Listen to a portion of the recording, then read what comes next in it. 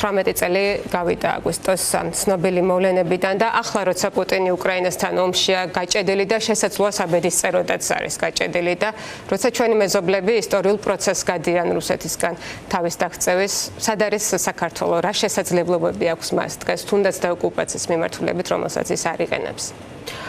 მადლობთ მოწვევისთვის. პირველ რიგში მინდა რომ კიდევ ერთხელ მივაგო პატივი და უნდა იყოს იმ გმირების, ვინც თავი დადო ჩვენი ქვეყნისთვის ბრძოლაში 2008 წელს მანამდეც, მაგრამ დღეს ამ ომის წლის თავს აღნიშნავთ ჩვენ. უმძიმესი დღეები იყო ალბათ ყველა ჩვენთაგანის ცხოვრებაში და ჩვენი ქვეყნის ისტორიისთვისაც იყო ძალიან საბედისწერო მომენტი. იცით რა, მე ძალიან ხშირად იცით რომ მიწევს გამოსვლა სხვადასხვა საერთაშორისო ფორუმებზე, კონფერენციებზე, განხილვებზე და სამწუხარო რეალობა არის ის, რომ ძალიან ხშირად ვარ ესეთ მდგომარეობაში, რომ მიწევს, რომ შევახსენო ყველას, როდესაც იწყება საუბარი რუსეთ-უკრაინის ომზე, რომ ეს ომი რეალურად დაიწყო ჯერ საქართველოში 2008 წელს და მე რატომ ამბობ, რომ მე მიწევს ამის შეხსენება, იმიტომ რომ ხელისუფლება, რომელიც ქვეყანას წარმოადგენს გასული 14 წლის მანძილზე და რომელსაც აი ეს ძალიან ტრაგიკული, ასე ვთქვათ, მოვლენები, რაც განვითარდა რუსეთ-უკრაინის ომის შედეგად, უნდა გამოეყენებინა ჩვენი ინტერესების დასაცავად და მას ეს ევალება როგორც ამ ქვეყნის ხელისუფლებას, მნიშვნელობა არ აქვს ჩვენ მათ ლეგიტიმურად თვლით თუ არა დემოკრატიულად ისინი წარმოადგენენ დღეს საქართველოს და საქართველოს სახელით საუბრობენ. აი ისინი ეს ხელისუფლება ამ 14 წელიწადს გაიფლანგა ეს წლები იმაში, რომ ფაქტიურად რუსული პროპაგანდა, რომელიც იყო ძალიან მძლავრად ამუშავებული ომის პირველივე დღეებიდან, უნდა გავიხსენოთ, წუთებიდან ომის დაწყების, რომ ეს ომი იყო არა რუსეთის აგრესია ჩვენი ქვეყნის წინააღმდეგ, არამედ რაღაცნაირად საქართველოს ხელისუფლების მიერ პროვოცირებული ინიციირებული პროვოკაციაზე თითქოს. აი ეს რუსული ნარატივი ყარდება უკვე 14 წელიწადია საქართველოს მოქმედი ხელისუფლების მიერ და იმის ნაცვლად, რომ ჩვენ მაშინ, როდესაც უკვე ასე ვთქვათ, საერთაშორისო აზრი მყარად არის ჩამოყალიბებული იმაზე, რომ 2008 წელს ძალიან სერიოზული შეცდომები დაუშვა დასავლეთმა და დღეს ამას გეტყვით ნებისმიერი, ვინც მაშინ იყო გადაწყვეტილების მიმღები, ასე ვთქვათ, პოზიციაში იქნებოდა ეს ევროპაში თუ ამერიკის შეერთებულ შტატებში, რომ გაცილებით უფრო მძაფრი რეაგირება უნდა ყოფილიყო დასავლეთის მხრიდან 2008 წლის რუსეთის აგრესიაზე. აი ამ ვითარებაში, როდესაც საერთაშორისო, ასე ვთქვათ, მდგომარეობა და საერთაშორისო აზრი შეიცვალა იმგვარად, რომ ჩვენ უნდა გავამყაროთ ჩვენი პოზიციები საერთაშორისო ასპარეზზე საკუთარი ლეგიტიმური ინტერესების დასაცავად, ჩვენ გვყავს ხელისუფლება, რომელიც პირდაპირ პუტინისტური პროპაგანდით ესაუბრება როგორც საკუთარ ხალხს, ასევე საერთაშორისო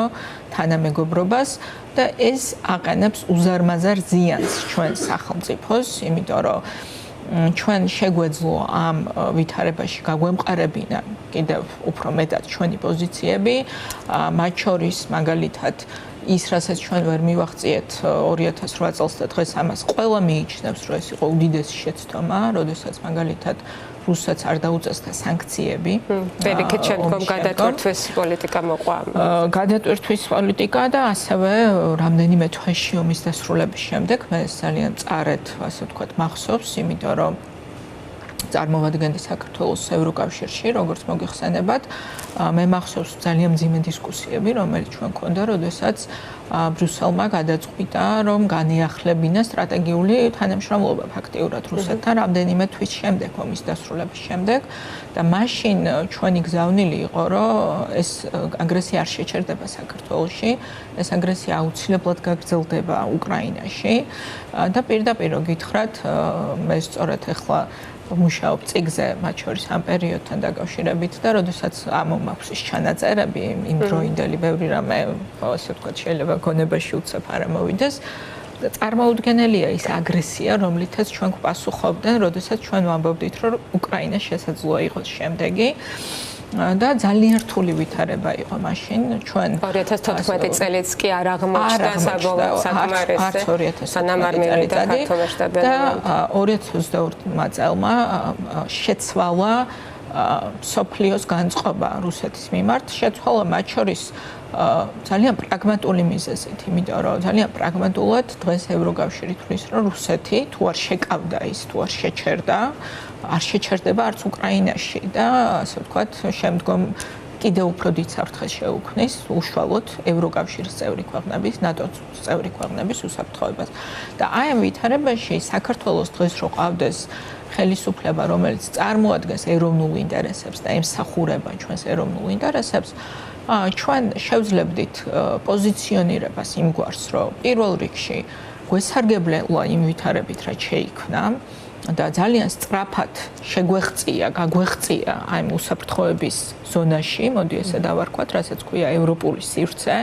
და ეს შესაძლებლობა გააჩინა სწორედ ასე ვთქვათ, იმ აღქმამ იმ საფრთხეების, რომელიც რუსეთიდან მოდის და ამის ნაცვლად საქართველოს დღევანდელმა მოქმედმა ხელისუფლებამ ჩარაზა ევროკავშირის კარი და ამითი ჩარაზა კარი ჩვენი უსაფრთხოების, გრძელვადიანი უსაფრთხოების და დაცულობის და მეორე, რა თქმა უნდა, ჩვენ გვქონდა შესაძლებლობა, რომ საქართველოს საკითხი, ჩვენი ოკუპაციის, ჩვენი ტერიტორიების ოკუპაციის საკითხი მოქცეულიყო მათ შორის იმ საერთაშორისო სამართლებრივ ჩარჩოში, რომელიც დაწესდა რუსეთთან მიმართებაში, რაც შეეხება სანქციებს, რაც შეეხება, ასე ვთქვათ, მოთხოვნებს და წარმოუდგენელია, რომ დღეს ის ევროკავშირის ის წარმომადგენლები, ოფიციალური პირები, ხელმძღვანელი პირები, ევროპული ინსტიტუციების, რომელსაც ყოველდღე ლანძღავს ქართული ოცნება, დღეს ისინი არიან სწორედ, ვინც პირველ რიგში ამბობს, რომ ყველანაირი ასე ვთქვათ, საუბარი საბოლოო ჯამში რუსეთთან, რომელიც შედგება და ყველა ომი რაღაც საუბრით სრულდება და ალბათ სავარაუდოდ დადგება რაღაც მომენტი, როდესაც ომის დასრულების, ასე ვთქვათ, პირობებზე უნდა შედგეს დიალოგი, რომ იქ საქართველოს დეოკუპაციის თემა უნდა იყოს აუცილებლად დღის წესრიგში ჩასმული და ამას დღეს აკეთებს ჩვენი ევროპელი მოკავშირეები, ის ხალხი, ვისაც თავს ესმის ყოველ დღე ბიძინა ივანიშვილის ხელისუფლება და ამის პარალელურად გვყავს ხელისუფლება, რომელიც ყოველ დღე რაღაც ახალ ტალღას აგორებს პროპაგანდის, მათ შორის ეს უკანასკნელი რაღაცა მოგონილი რუსოფობიის რაღაცა. კი ბატონო, ამაზე ვისაუბრებთ აუცილებლად. აი ჩვენ ახლა ვიხსენებდით 2008 წლის შემდეგ სოფლიოს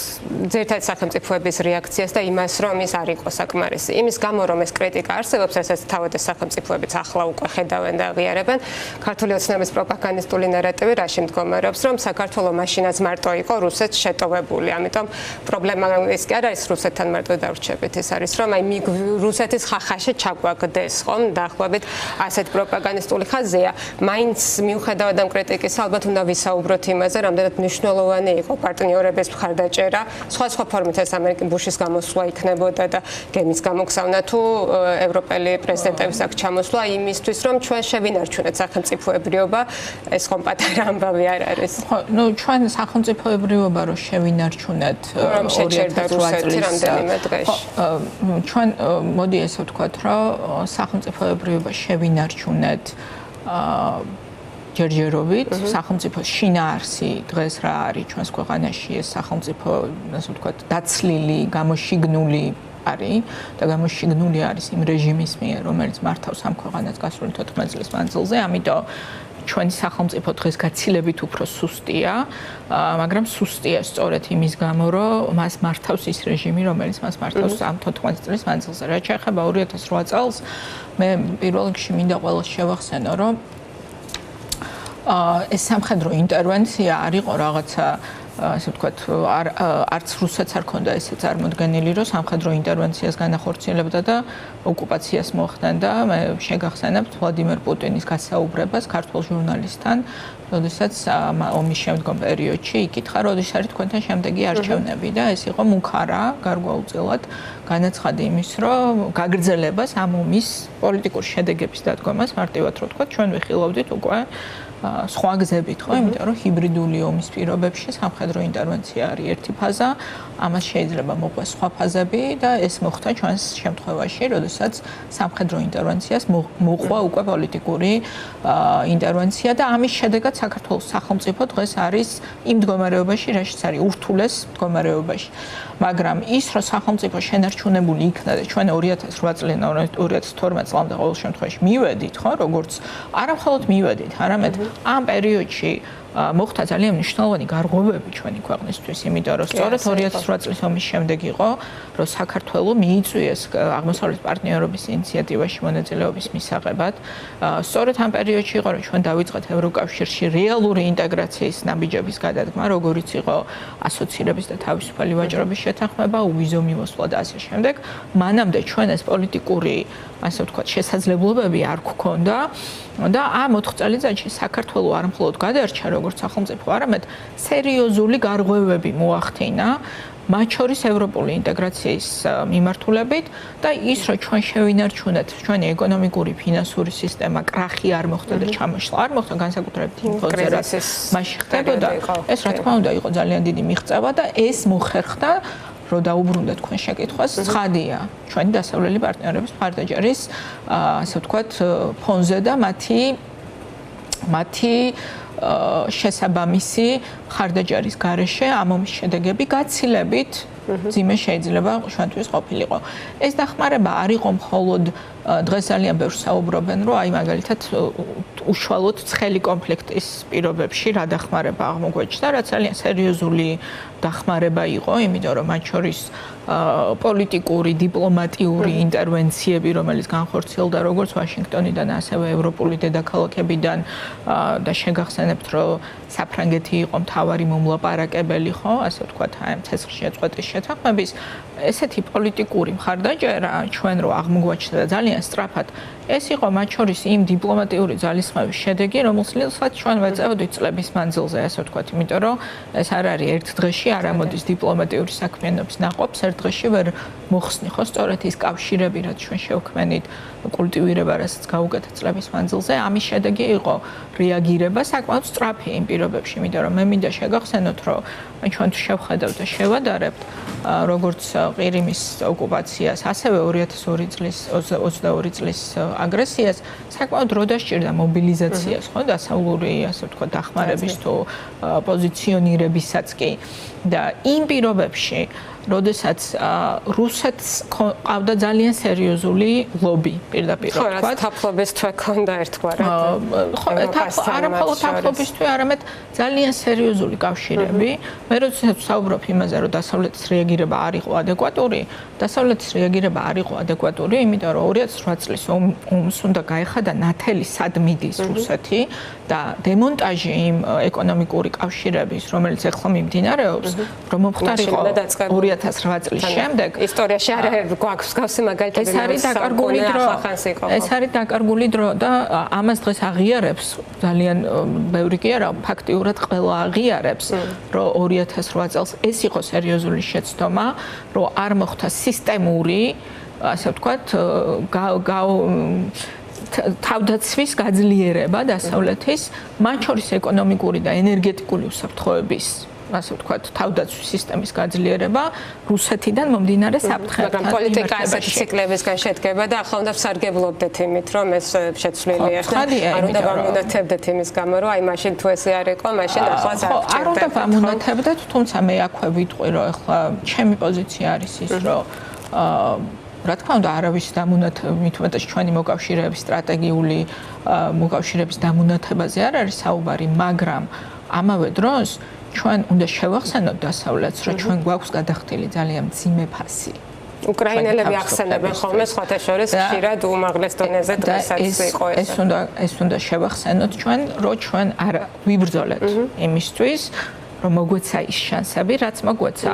ოღონდ ამის გაკეთება ძალიან რთულია, როდესაც ჩვენ ყავს ხელისუფლება, რომელიც ამ შანსებს, რომელიც დღეს ჩვენ მივიღეთ,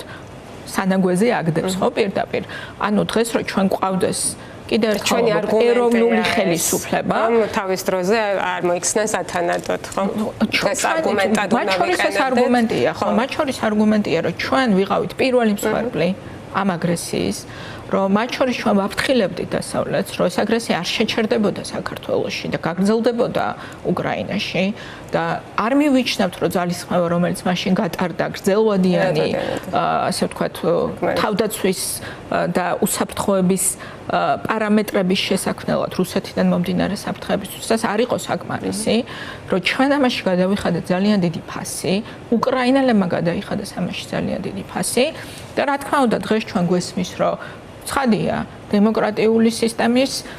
ევროპული, ასე ვთქვათ, ღირებულებების და კოპენჰაგენის კრიტერიუმების დაკმაყოფილების გარეშე არავინ არ მიგვიღებს ევროკავშირში, მაგრამ ჩვენ ამ პირობებს თუ შევასრულებთ, რა თქმა უნდა, რომ სწრაფად უნდა მოხდეს ჩვენი ქვეყნის მიღება ევროკავშირში. ოღონდ ეს რო ჩვენ შეგვეძლოს, ამისთვის უნდა გყავდეს ხელისუფლება, რომელიც ერთი ემსახურება ქართულ ხალხს, მეორე აქვს ამოცანა, რომ ეს ქვეყანა გაიყვანოს სამშვიდობოს და როდესაც ამის ნაცვლად ყავს ხელისუფლება, რომელმაც ეს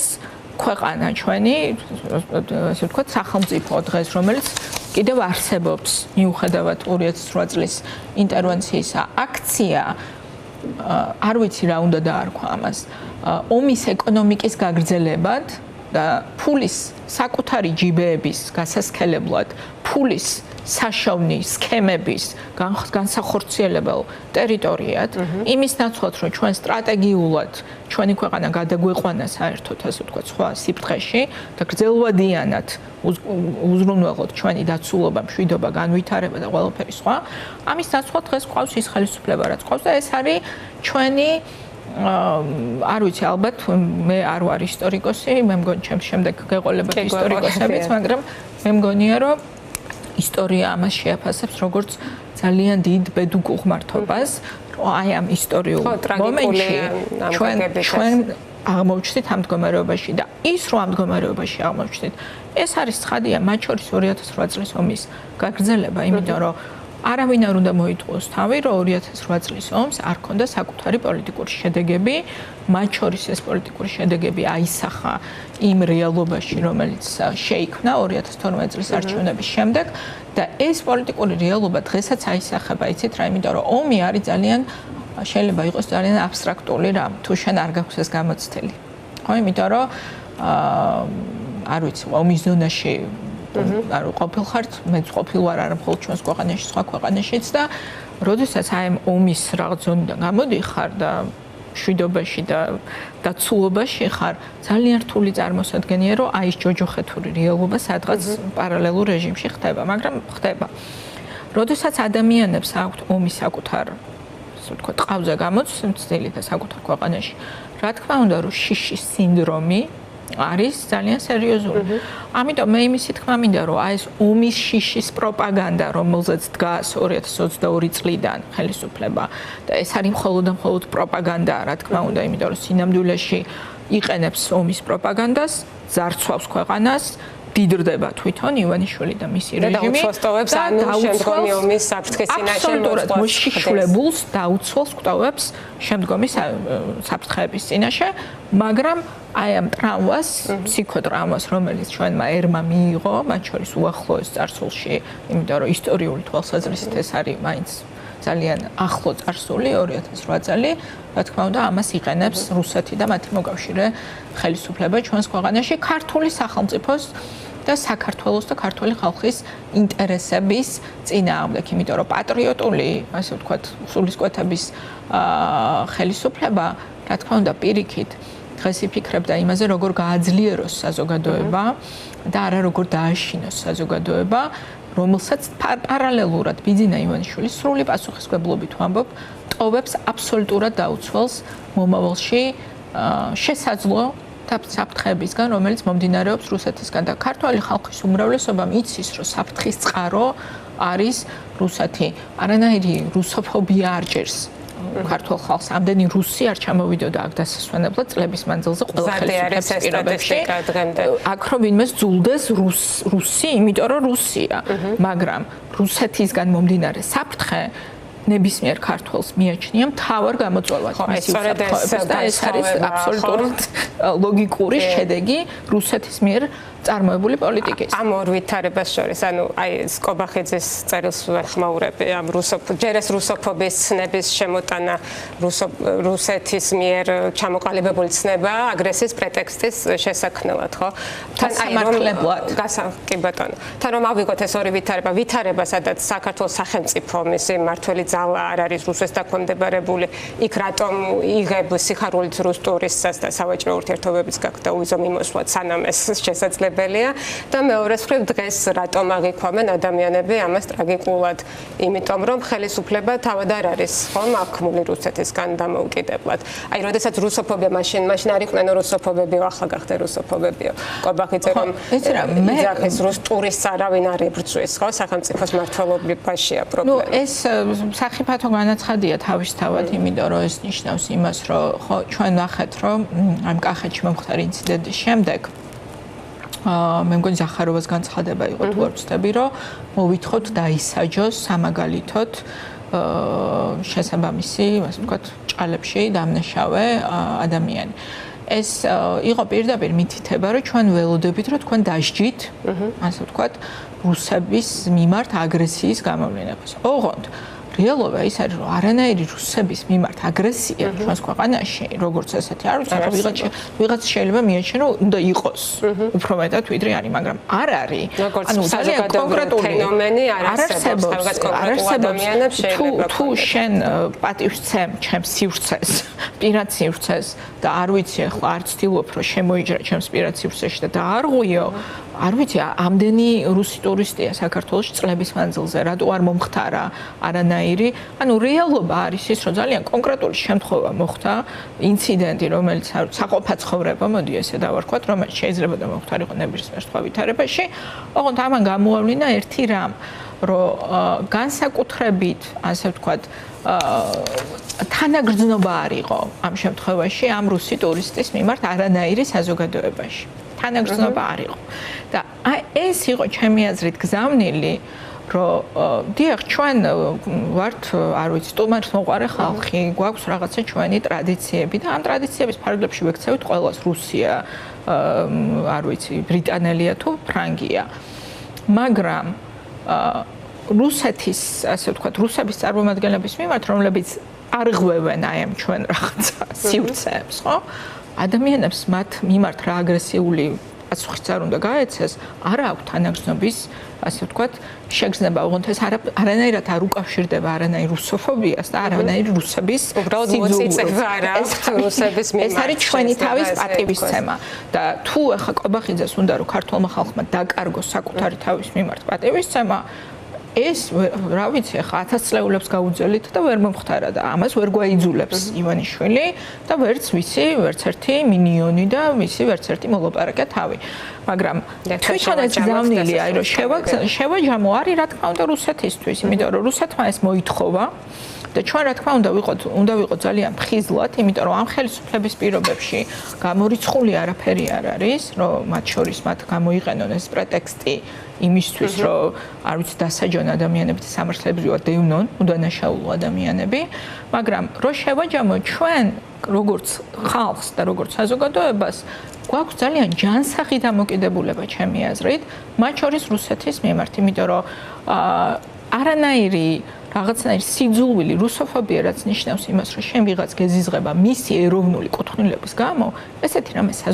ჩვენ საზოგადოებაში არ არსებობს, მაგრამ ჩვენ გვაქვს მიუღებლობა სრული რუსეთის პოლიტიკის, იმ პოლიტიკის, რომლის შედეგადაც ჩვენ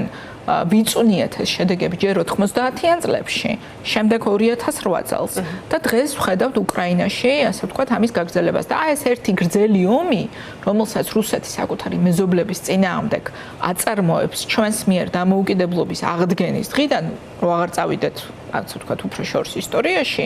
აქ ცხადია, რომ ჩვენ ვართ აბსოლუტურად მართლები, ჩვენ ყოველთვის ვიცავთ ჩვენ სახელმწიფო ინტერესებს, ჩვენ ვიბრძოდით ჩვენი ქვეყნის და ჩვენი ტერიტორიების დასაცავად და ნებისმიერი ხელისუფლება, რომელიც ეჭვქვეშ აყენებს სიმართლეს ამ ბრძოლის, ჩვენი ბრძოლის, ეს არის სწორედ ხელისუფლება, რომელიც არის სწორედ მოკავშირე პუტინისტური რეჟიმის და ჩვენი სახელმწიფო ინტერესების საწინააღმდეგოდ მოქმედებს.